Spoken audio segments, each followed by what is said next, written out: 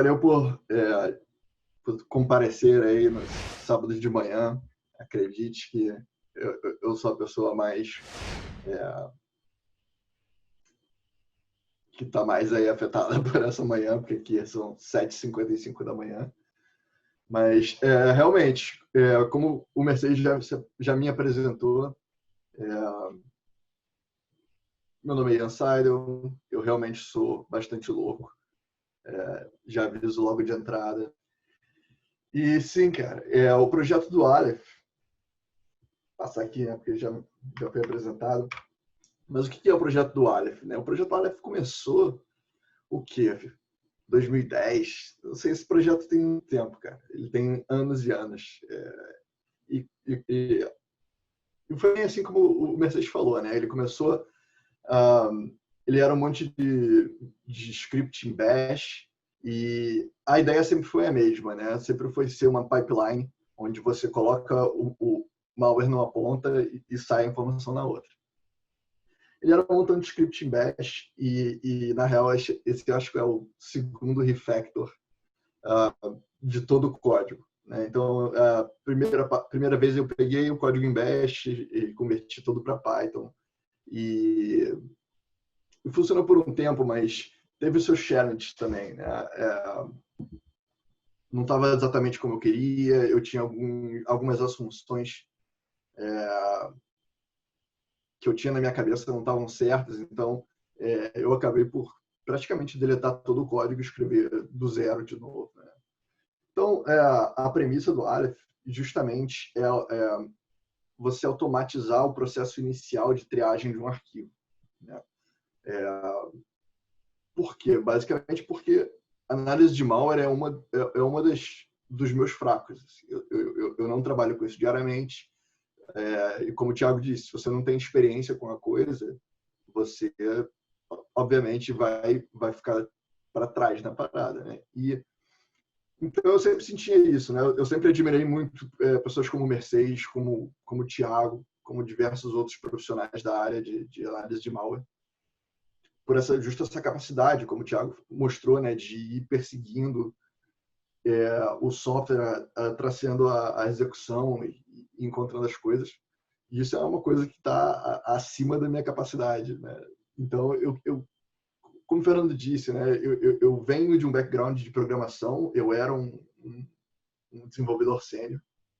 Então, muitos conceitos de programação já estão na minha mente, em forma de criar microserviço, de fazer aplicação escalável.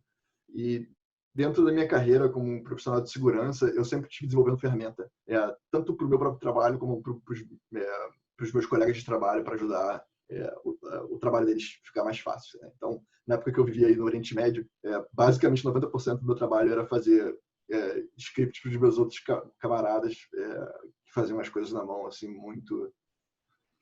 Um trabalho, assim, bastante repetitivo, né? Bastante desgastante. E logo depois que eu fiz a primeira versão do Aleph, eu comecei a pensar, ia ser maneiro se isso fosse além de binário, né? Se a gente pudesse analisar praticamente qualquer tipo de arquivo, que não necessariamente fosse um malware, né? Mas tendo essa possibilidade de analisar qualquer tipo de arquivo, a gente ganha um pouco mais de poder na análise, e aí eu vou dar uma falada disso um pouco mais aí na frente. Mas justamente, eu acho que o diferencial do Aleph, né, que a gente está tentando trazer agora nessa nova versão, é justamente ser batteries included. Né? Ele não só te dá todos os dados que ele consegue extrair do binário, mas ele já tenta fazer tenta inferir algumas coisas a partir desse dado e já te dá alguns indicadores para que você possa focar sua atenção nesses determinados pontos. Né? Então, é o que a gente chama de batteries included. Né? Já vem com pilha, só que você não precisa ir depois na loja comprar pilha e botar pilha para ele funcionar. Então, a motivação é justamente essa, né? Você baixar o nível requerido de conhecimento técnico para a pessoa entrar nessa área de análise de malware. Eu acho que quanto mais ferramenta a gente tem, são duas coisas, né? Primeiro, que eu acho que quando você usa uma ferramenta, né, quando você já está no nível mais avançado, é meio que indispensável você saber também trabalhar sem a ferramenta ou você saber como fazer a ferramenta, né? No caso aí, como o Thiago estava dizendo, você tem que saber programar, fazer seus scripts, porque você não pode ficar dependendo de uma ferramenta, né? Mas quando você está querendo aprender, essas ferramentas elas vão diminuir o nível requerido de conhecimento para você começar a entender um pouco, né, como é que funciona o processo. Então, o Aleph ele não vai substituir o trabalho do pesquisador, sacou? Nunca, porque esse trabalho manual especializado que o Thiago fez aí com a gente, isso é invaluável, sacou? Isso é uma coisa que a experiência te vai trazer. Que, como ele disse, né, o malware ele vai tentar se esconder das ferramentas automatizadas. Ele tem diversas técnicas, né, sneaky, que ele vai trabalhar aí para poder sair desse crivo, né? Fugir da detecção pelas soluções de endpoint monitoring e tal. E a gente vai fazer um best effort, né? Nossa melhor tentativa de conseguir escanear ele e inferir coisas e tentar viver aí com a detecção que ele tiver, né? Mas eu acho que também eu acho que um dos maiores valores que o Aleph traz é quando você recebe um arquivo novo, desconhecido, né? Então, você é um time de segurança, faz parte de um time de segurança e você recebe um arquivo desconhecido que você não necessariamente tem já uma detecção para ele, né? Então, ele pode passar aí desapercebido pelas suas detecções, seja por e-mail, seja um antivírus de rede, um anti-malware de rede, né? ou a própria proteção de endpoint de desktops, né? Então, quando você recebe esse arquivo desconhecido, você pode jogar ele no Aleph e o Aleph vai te dar uma visibilidade daquele arquivo, né? E não só ao ponto dele te dar todas as informações do arquivo, né? Por exemplo, falando de PE, né? De binário de Windows. Ele não vai te dar só quais são as seções, quais são o tamanho dos headers, quais são os headers.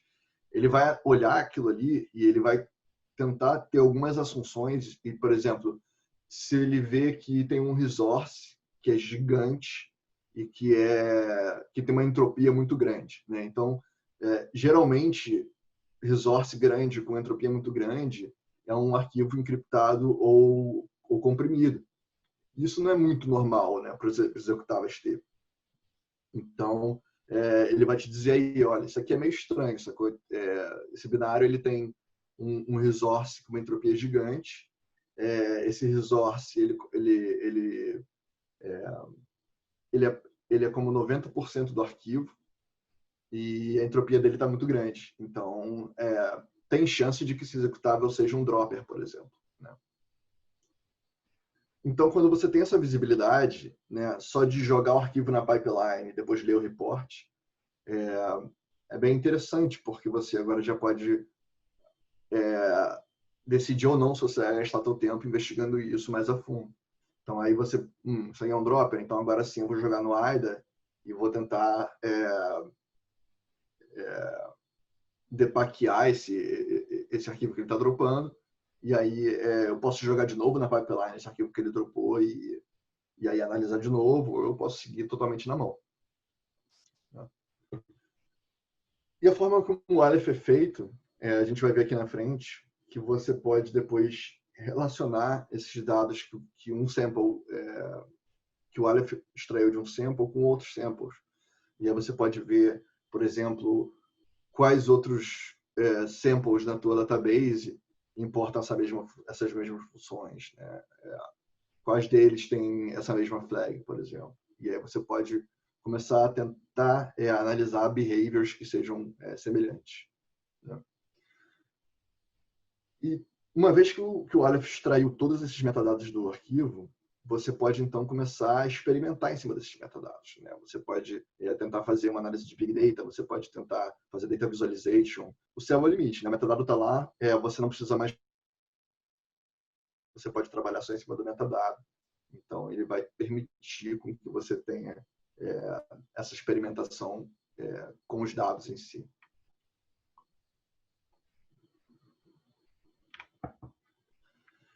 Primeiro, o Aleph, né, ele era um bash script, então ele era bastante monolítico. A segunda versão, eu já fiz ela para ser multiprocess, né,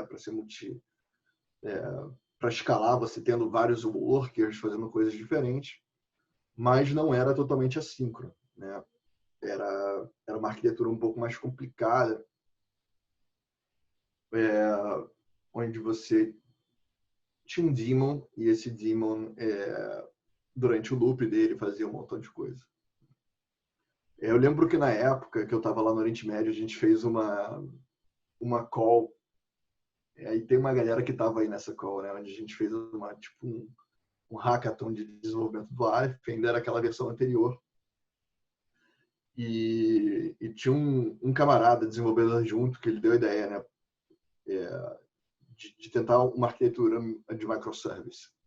E eu lembro que na época eu não aceitei isso muito bem, porque eu tinha uma outra visão, né, enfim, não vale tanto a pena divear na minha visão da época, mas eu acho que o long story short é que eu tentava ter muito controle em cada componente, e aí isso meio que engessava a aplicação, sacou? E aí, quando eu resolvi abrir mão disso e realmente fazer a nova versão totalmente assíncrona e baseada em microserviços, isso foi meio que o pulo do gato. Então, tá aí a dica, né? Você pode estar errado e não tenha medo de estar errado e de destruir toda a sua ideia e ter que fazer de novo. Porque o importante é que o software esteja bem, né, galera? É importante que tudo funcione direito e performe legal. Então, com essa arquitetura microservices, né, eu boto ish porque certamente algum programador, algum desenvolvedor melhor que eu vai dizer, isso não é true microservice. E provavelmente está certo. Né?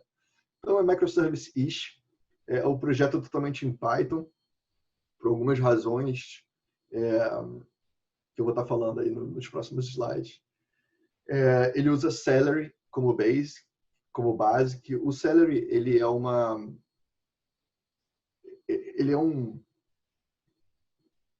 como eu vou dizer, uma coisa feita em Python justamente para a gente fazer aplicação distribuída. Né? Ele vai usar um broker de mensageria como protocolo de comunicação entre os workers, né? O que seria um análogo a um Interprocess Call, um IPC.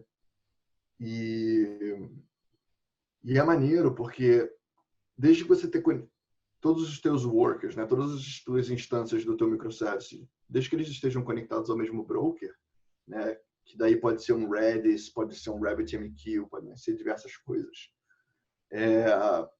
Esses nodes isolados vão se comunicar e vão trabalhar junto.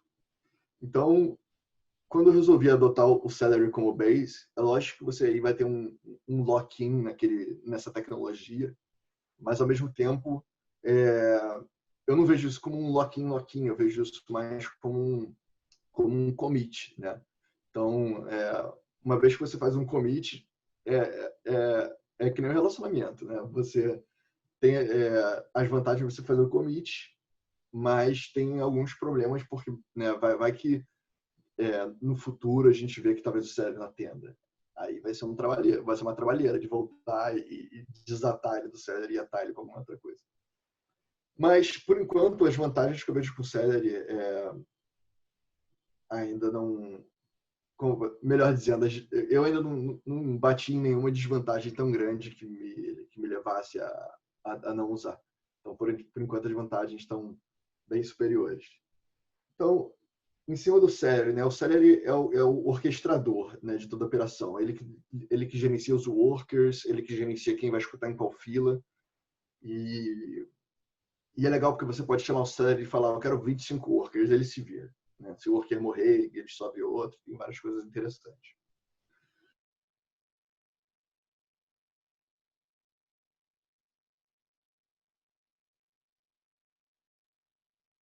E aí, helpers, né? Que te ajudam, que você pode usar nos seus plugins para você não ter que ficar escrevendo um montão de código. Né? E a interface falando como em termos de programação, né? Cada componente tem uma interface que você estende e aí você só tem que implementar uma ou duas funções e o teu plugin está funcionando. Todo o overhead atrás disso, ele é gerenciado pela interface e pelos helpers. Então, é uma plataforma que ficou bem mais fácil para a galera poder contribuir. E é maneiro porque a gente tem algumas premissas, né? Onde a gente prefere que todo o código seja Python puro, mas eu sei que tem edge case, né? Às vezes tu quer correr uma tool que só funciona em Mac, só funciona em Windows.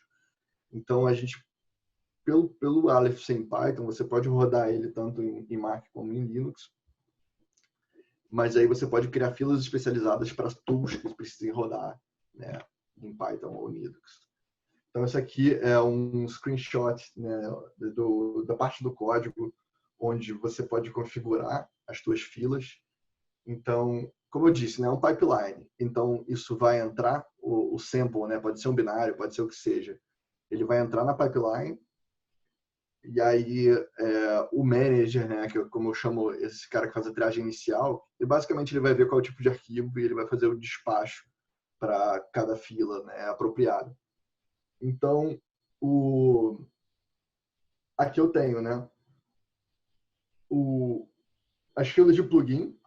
Então, são várias filas de plugin. Uma é genérica, se o plugin for Python puro, então ele vai estar, o worker que trabalha esse plugin vai estar escutando na fila genérica. Se eu quero rodar um software que é só de Windows, né, como por exemplo o Thread, eu posso fazer um plugin de Thread que faz uma system, né, aquela que chama um executável, faz uma system, chama o Thread, processa o output e manda, né? Então, como esse worker ele vai ter que chamar um binário de Windows, ele vai ter que estar rodando numa máquina Windows. E aí você pode fazer esse node, né, do Aleph, tá escutando na fila plugins.windows e ele só vai receber tarefa de Windows, ele não vai receber nenhuma outra tarefa. Ou você bota ele para escutar nos dois, né? Porque independente da plataforma que você tá, você ainda pode processar os plugins genéricos, né? Porque você ainda tem aí o Python puro. Então, basicamente, cada uma dessas diferentes plataformas pode escutar na sua própria plataforma e na genérica, né? Porque daí ele pode processar esses dois tipos de plugin. Eu fiz aqui uma outra fila chamada plugins.sandbox, porque geralmente quando você está rodando, está fazendo uma call a um serviço de sandbox como o Cuckoo ou como o VirusTotal, isso geralmente envolve um processamento pesado que demora, ou envolve você ficar num loop lá esperando o serviço retornar com o teu report. E isso vai causar com que o teu worker, né, o teu trabalhador ali, ele fique bloqueado até que aquele resultado volte. Então, para isso, eu crio uma fila específica, né, com trabalhadores especializados, que são os trabalhadores que eu sei que vão demorar, né? Então, eu bloqueio esses trabalhadores, mas eu tenho uma outra fila de trabalhadores na fila genérica ou na fila Windows, Linux, etc., que ficam ali sem ser bloqueados por essas funções que são custosas. Então, aqui embaixo a gente faz o roteamento e como você pode ver aqui em cima, os coletores, né, os trabalhadores que coletam samples das diversas fontes de coleção, eles ficam numa fila de broadcast, porque, bom, acho que é mais interessante eu falar porque um pouco mais para frente, mas é um approach interessante, né? A gente também tem o Celery, né? Ele também provém o serviço de Bit, que é basicamente um serviço de cron, onde você pode colocar algumas funções para serem executadas em intervalos de tempo, né? Exatamente igual a um cron. Então, como eu disse, né, um dos objetivos é que fosse cross-platform, que funcionasse em qualquer um dos três majors aí, né, o Linux, o macOS e o Windows. Isso é interessante porque, por ser cross-plataforma, ele permitiu essa estrutura que a gente teve, né, de poder ter filas especializadas para cada plataforma. Ele não só é cross-plataforma, como é multiplataforma, né? Então, A gente não fica limitado a uma plataforma. A gente pode usar, como eu disse, né? A gente prefere que o processador de dados seja Python puro, mas se isso não é possível, você tem essa possibilidade de poder rodar a ferramenta em cada um dos sistemas operacionais. Então, ele é totalmente feito em Python 3. Eu até, inclusive, prefiro reinventar a roda, né? Então, se tem uma ferramenta que ela é já de Windows ou ela é já de Linux, se eu tenho a possibilidade de fazer essa ferramenta de novo em Python puro, eu prefiro fazer. Por quê? Porque isso permite que eu continue sendo cross-plataforma, né? E isso também dá a possibilidade de eu poder, quem sabe, depois rodar isso via PyPy, né? Que é um just-in-time compiler aí para o Python, que faz rodar as coisas mais rápido. Então, a preferência é você ter, né, o máximo o mais perto de 100% Python puro o possível para a gente poder usufruir, né, dessas coisas. E também para ficar mais fácil a instalação, né? Você não precisa instalar diversas coisas para poder rodar, né? Você só precisa chamar lá o pip install requirements, ele vai instalar tudo e estamos feitos já. Como eu disse, roda nas 3 plataformas e permite rodar as ferramentas que são específicas de cada OS. Isso é possível pelo uso de mensageria, né? Então, o serviço de mensageria, eu acho que um dos mais famosos aí que a gente suporta seria o Redis, né? Então, geralmente, meu serviço de mensageria funciona no esquema publicar e escrever, né? Seria a tradução publish subscribe, onde os trabalhadores eles se inscrevem a umas filas e aí outros workers, né, ou o próprio gerenciador publicam tarefas para essas filas e aí cada trabalhador vai lá, puxa uma tarefa, processa ela, devolve o resultado e aí pega a outra tarefa. Então, isso permite que a gente possa ter a coisa distribuída, né, com uma série de trabalhadores e que seja síncrono, né? Então, como eu disse, alguns brokers permitem especialização. Por exemplo, isso que a gente fez aí de ter uma fila dedicada para cada coisa, não vão ser todos os brokers de mensageria que vão suportar, né?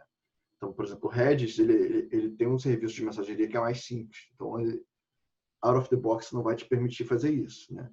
Então, a integração que vai te dar maior poder, que vai te permitir fazer essa granularidade, vai poder você criar até usuários diferentes para cada um dos seus workers, seria o RabbitMQ, né? Que é um serviço de mensageria escrito em Erlang. Geralmente, os serviços de mensageria que performam melhor vão ser escritos em Erlang, porque é uma linguagem que foi feita praticamente para isso, né? Para esses serviços de mensageria. Então, é o que a gente prefere, né, para trabalhar com Aleph. Ele é um pouco grande, né? Ele é um pouco assim, complexo, mas ele é muito poderoso e performa excelente. Outra premissa que eu queria que o Aleph ele fosse bem modular, né? Que para poder atingir essa filosofia do microserviço, o Aleph teve que ser reconstruído para ser mais modular, né? Então, o Aleph ele é uma grande experimentação, né? Ao longo de anos, ele sempre foi uma grande experimentação e eu estou liderando ele ainda em super alfa, né? Porque nem tudo tá decidido, não está decidido nada assim gravado em pedra que vai ser essas tecnologias que a gente vai usar no final. Então, cada um dos componentes do Aleph, ele tem uma interface, né? Falando em linguagem de orientação a objeto, onde, né, a gente vai poder então mudar qualquer uma dessas partes, né, sem precisar reescrever toda a codebase, né? Você só faz o novo plugin para falar com esse componente, né, nesse back-end e tá pronto. Então, isso permite você escolher a tecnologia que mais te agrada, é claro, desde que ela corresponda aos requerimentos que a gente tem aí. Então, o armazenamento de metadados, né, vai pegar todo esse processo, todas essas informações que a gente extraiu e jogar num DocumentDB para que a gente possa fazer queries em cima desse metadado depois, né? Basicamente JSON, né? O output é basicamente JSON. E aí, para guardar isso, atualmente eu uso o Elasticsearch, que possivelmente é um overkill, né? Por isso que a gente está experimentando. Mas eu também quero tentar MongoDB, porque Elasticsearch é feito em Java e é um pouco um pesadelo. Então, armazenamento de samples, né? A interface você tem que definir duas funções, Store Retrieve, e a função desse componente é só pegar essa sample, o arquivo, né, da sample que você submeteu e guardar ele em algum lugar assim, para storage permanente. Então, a gente tem local e AWS S3, por enquanto. O brother gringo Adam Swanda, que trabalha na Splunk, ajudou aí fazendo esse módulo S3. Os coletores só tem um método para você definir, que chama collect. Não é um loop, ele é assíncrono, né? Então, por isso que a gente tem aquela fila lá, né? Que é um broadcast. Porque, na real, o coletor ele não fica no loop. Ele é uma task, né? Então, na real, a gente tem um cron que avisa todos os coletores pela fila de broadcast, falando, aí, coleta aí agora. Então, é interessante, porque você pode definir aí o intervalo que você quer que ele dê esse pump, né, de coleção para todos os coletores. E aí ele vai pegar o sample, vai codificar ele, vai jogar para a mensageria para os outros workers. Então, por enquanto, a gente tem o scan de diretório e scan de e-mail, né, POP3, e scan de AWS S3. Os processadores são justamente os componentes que vão fazer o parsing, né, das informações do arquivo. Então, a gente tem alguns aí já implementados. A maioria deles extrai as informações.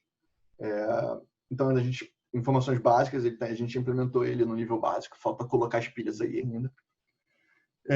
E, obviamente, justamente pela facilidade de conseguir sample e pelo meu nível Nelba de analisar malware, eu foquei mais o meu tempo em PR. Então, aí tá o chamado aí para a galera que é de análise de ELF, de qualquer outra parada, de APK, se juntar e ajudar a contribuir. Então, a gente tem todos esses implementados. Sinceramente, o PE é o que está mais trabalhado, né? Ele faz output dos objetos JSON depois que ele faz todo o parsing. E aí, nesse ponto, você já consegue taguear samples, você já consegue gerar novas samples. Então, se você por exemplo, extrair o certificado de um binário, você pode retroalimentar ele, a gente vai falar aí um pouco mais para frente como isso funciona. Permite gerar IO6, então se você extraiu aí alguma coisa que pode ser um hash, pode ser um nome de arquivo, né, um endereço de e-mail, essas coisas, você pode adicionar ele como IOC, a gente vai falar do suporte a IOC, e permite gerar flags. Então, se tem algo que já de extrair metadado, você já pode classificar como algo suspeito, a partir daí você já pode gerar flag.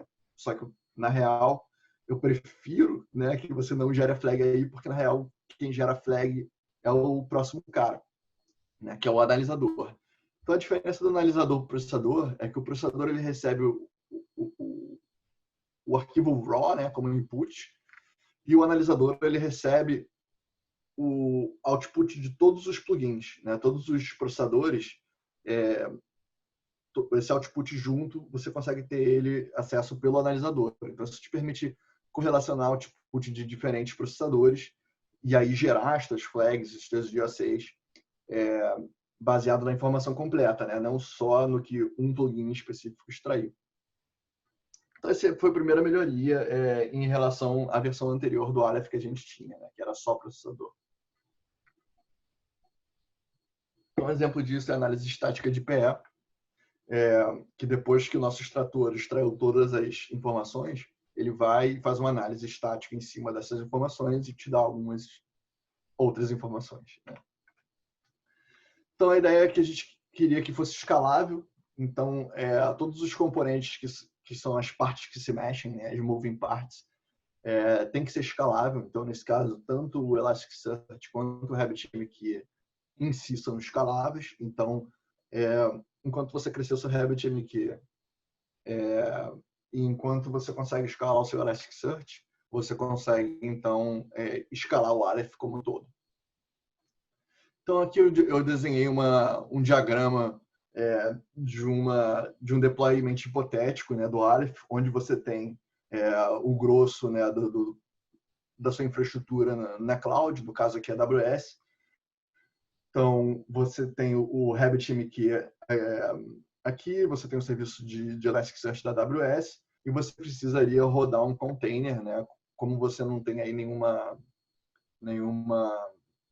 como eu digo, nenhum dado persistente, você pode rodar num container aí um worker que está só na fila de story, né? Que o processo dele, tudo que ele vai fazer é pegar o metadado e jogar no Elasticsearch. E então você tem aqui em outro data center outros 2 servidores rodando workers de processamento. Então aqui você tem um genérico e um só para Windows.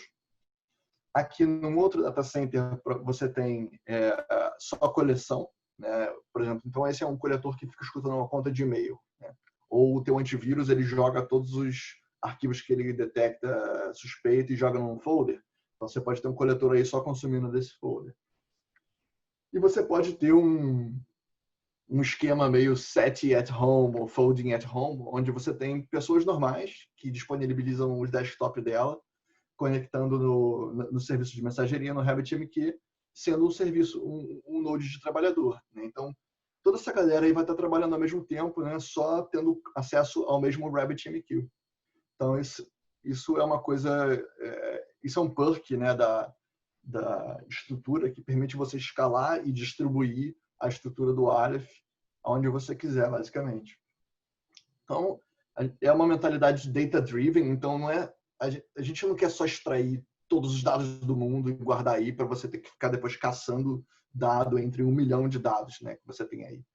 Então, o foco é dar sentido para o dado, né, enriquecer o dado, né, você tem ali um endereço IP, fazer uma resolução de qual é a AS responsável por esse IP, né, geolocalização, e também a derivação, a retroalimentação, né? Você às vezes tem um sample que tinha um outro sample dentro, que não necessariamente é um arquivo, mas é um metadado que daí você retroalimenta ele, você tem processadores para esse novo metadado.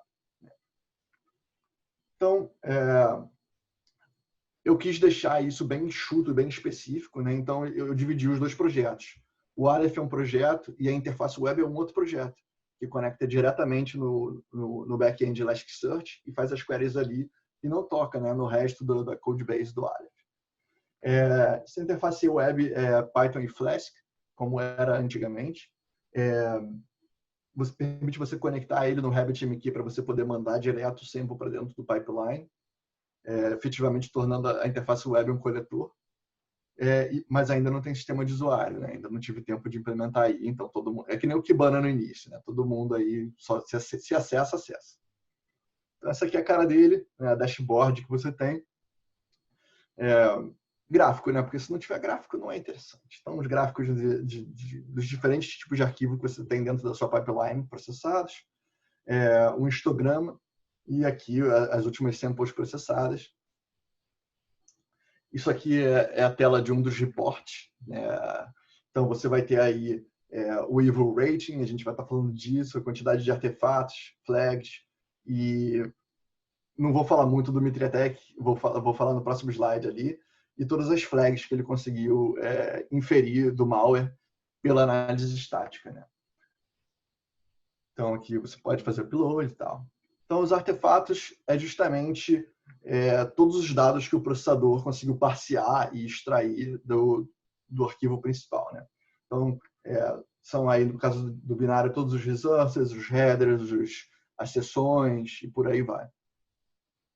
Os indicadores de compromisso são MD5, são domínios, são endereços de Bitcoin, todas essas informações que você conseguiu extrair.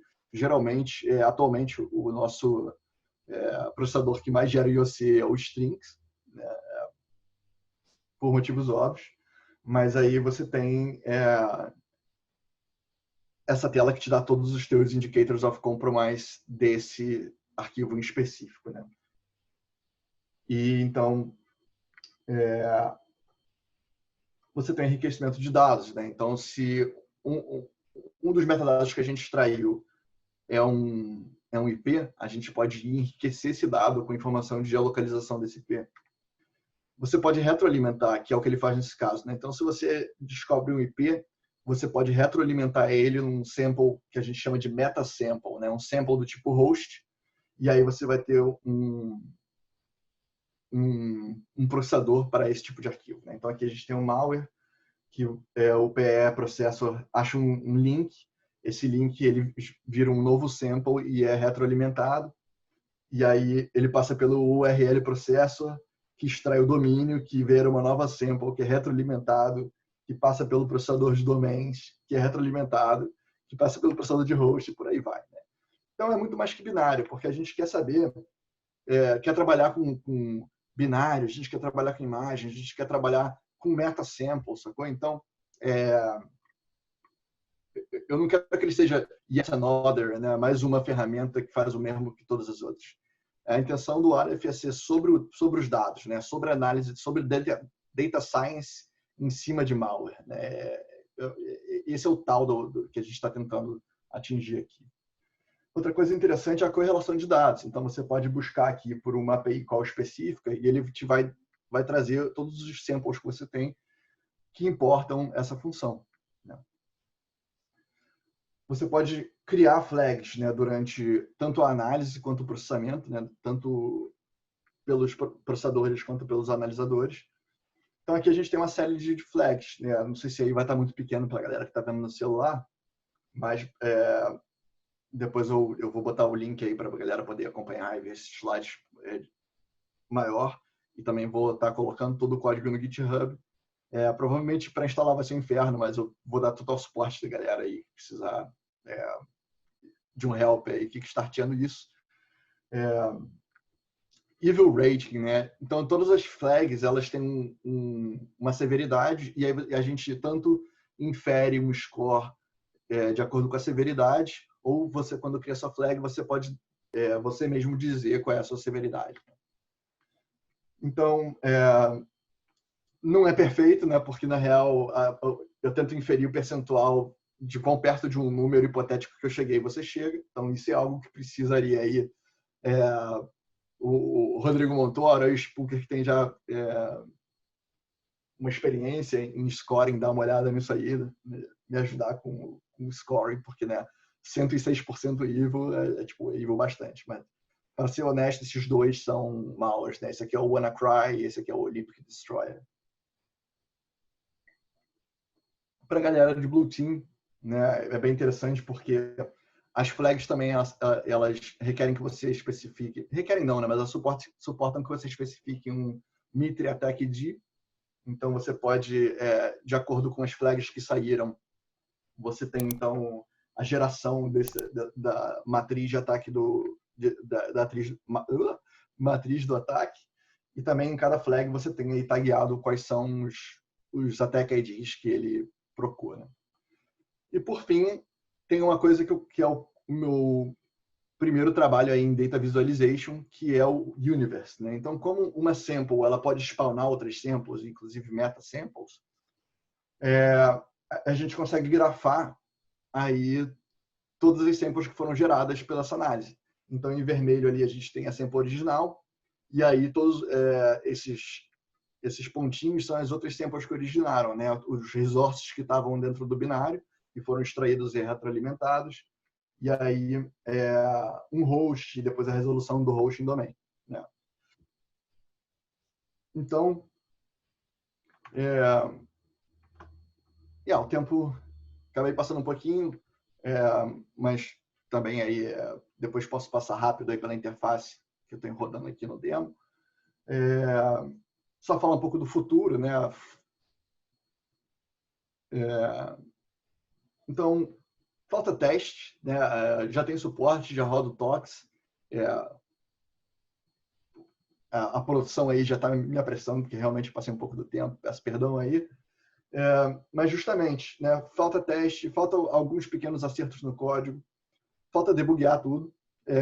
Eu rodei hoje sem problema, mas quem sabe, né? É uma coisa em constante desenvolvimento, então tem que fazer debug, tem que botar mais login. tem que fazer o sistema de usuário na UI, então envolve fazer permissão, cota, tem que fazer correção na própria interface, filtrar a lista, né? Porque como um gera várias samples, acaba poluindo a lista, então quero só que mostre as principais, né? As que deram origem a outras coisas.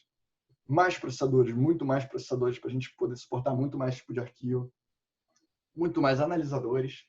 E aí começar a sortar, né? Visualização gráfica de dados, né? DataVis, integrar com Amazon SQS, integrar com MongoDB, inclusive Machine Learning, né? Por que não? Né? Eu não sou um cara de Machine Learning, mas se alguém né, um cara de Machine Learning ou uma pessoa de Machine Learning, né? Tem muito dado aí que os processadores geram para você poder depois fazer alguma inferência nisso, né? Então, tem muita ideia para o futuro. E, então é isso, galera. Valeu por estar aí até agora. Então, vamos responder algumas perguntas, né?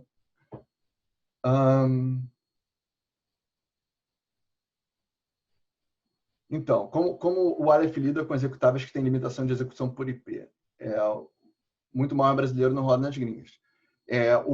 O Aleph ainda... a gente ainda não tem nenhum processador que seja de análise dinâmica, que seja, que vai automaticamente... não tem nenhum processador que vai ainda rodar o malware, né? Fazer a análise dinâmica dele. Então, a gente tem o Cuckoo previsto, né? Então, Cuckoo Sandbox é um dos nossos mais imediatos processadores que a gente está desenvolvendo. Mas, como o Thiago disse, né? Os malwares vão tentar fazer de tudo, né? E não tem muito jeito, né? Se o malware ele estiver evadindo análise dinâmica, ele vai evadir a análise dinâmica. O que pode acontecer a análise estática detectar alguma dessas funções de anti-VM e anti-debug e flaguear o arquivo, né? Olha, esse sample aqui está importando essas libs, por exemplo, né? E essas libs são de análise dinâmica e são de anti-VM, anti-debug. Logo, eu flagueio ele como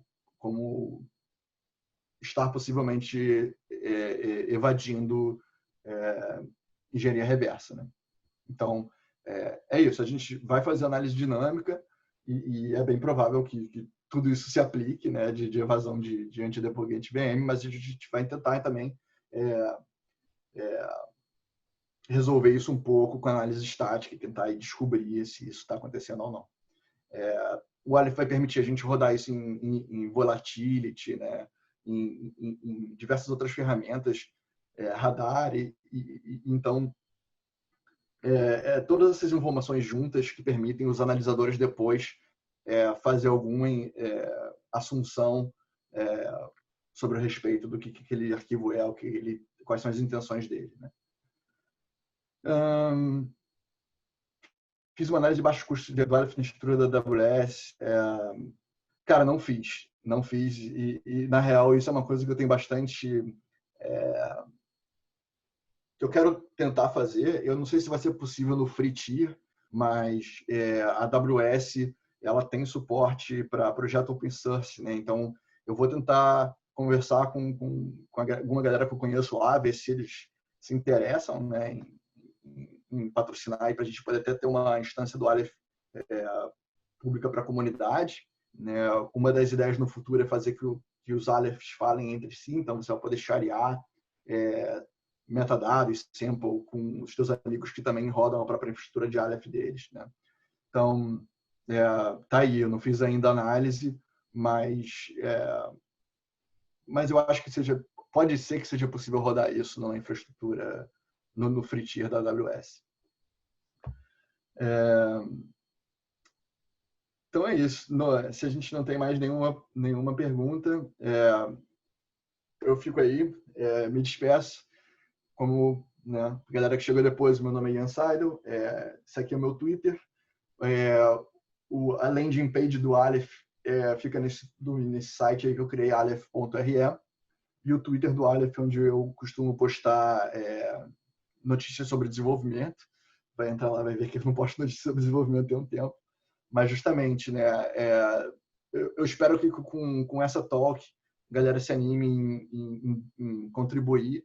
Até porque, pessoalmente, eu me sinto muito mais incentivado em desenvolver quando tem mais galera também contribuindo. Então, fica aí a call, né? Eu vou postar no Twitter assim que eu fizer o push do código para o GitHub, porque eu estava fazendo desenvolvimento no Bitbucket, porque era privado, na época o GitHub ainda não tinha repositório privado.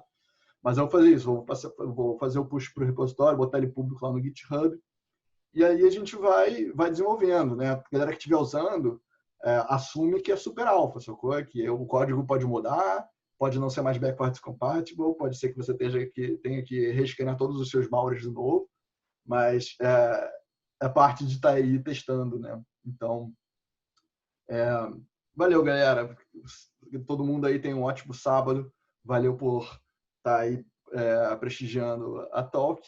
E pode falar comigo direto aí no Twitter ou postar as perguntas no fórum. Vou ficar de olho lá e tentar responder o melhor que eu puder as perguntas. Valeu, galera. Tenha aí todo mundo um excelente fim de semana.